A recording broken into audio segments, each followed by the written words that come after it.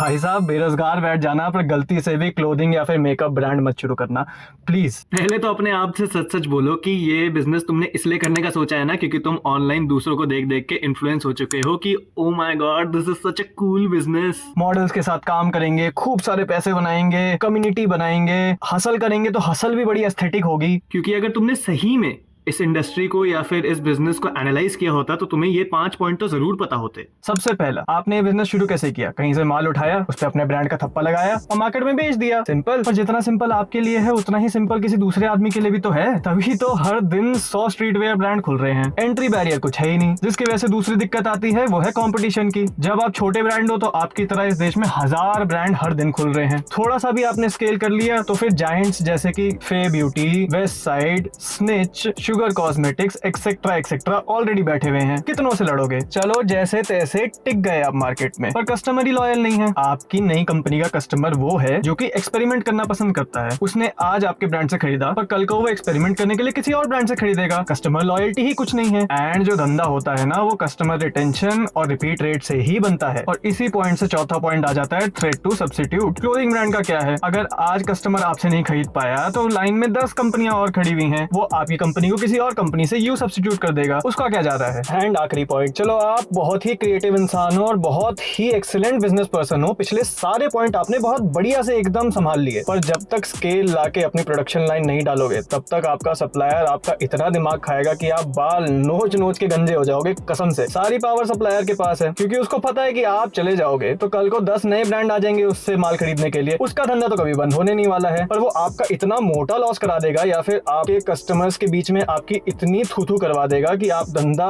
चला ही नहीं पाओगे, कर्जे में अलग आ जाओगे। इसलिए जब तक आपके पास क्रिएटिविटी और बिजनेस स्किल दोनों ही बहुत अच्छी नहीं है तब तक इस धंधे में मत आना। हाईली कॉम्पिटिटिव धंधा है, फंस जाओगे बहुत बुरा वाला। पर जैसा कि निखिल कामत ने कहा था कि एक इंडस्ट्री जितनी अट्रैक्टिव होती है उसमें बिजनेस करना उतना ही घटिया होता है। आपने आपसे जरूर पूछना कि तुम इस धंधे में क्यों आ रहे हो? इसलिए आ रहे हो कि ये धंधा बहुत कूल लग रहा है कि तुम्हें असली में बिजनेस बनाना है और मुझ जैसे पे विश्वास नहीं होता तो एक बार ये जो न्यू एज कंपनीज आई है ना, जैसे स्निच हो गया, बेयर हाउस हो गया, इनके फाउंडर्स की हिस्ट्री जाके देखना। इन लोगों ने पहले कितने टाइम तक फैशन इंडस्ट्री में काम किया, कितना सारा कैपिटल लगाया, तब जाके इतने साल लगे इनको एक बड़ी कंपनी बनाने में। आई एज्यूम तुम में से ज्यादातर लोगों के पास ना इंडस्ट्री का एक्सपीरियंस है और ना ही बहुत बड़ा कैपिटल है, तो देख लेना यार, ठीक है।